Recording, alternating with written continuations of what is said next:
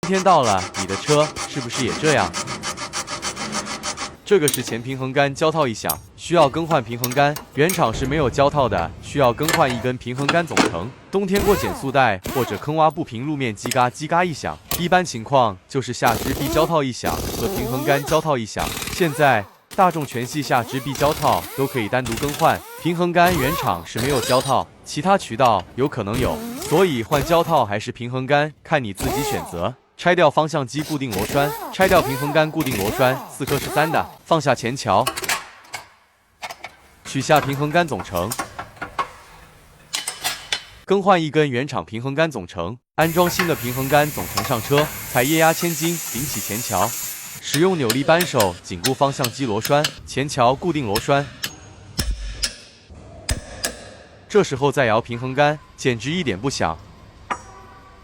安装平衡杆，固定螺栓，使用扭力拧紧。维修底盘必须要用记号笔给它安排一波，防止忘记。还有螺栓没有紧固。当然，动了前桥必须要4轮定位，左边前束不对，那就把左边前束调整一点，这样就好了。不然后期轮胎要异常磨损，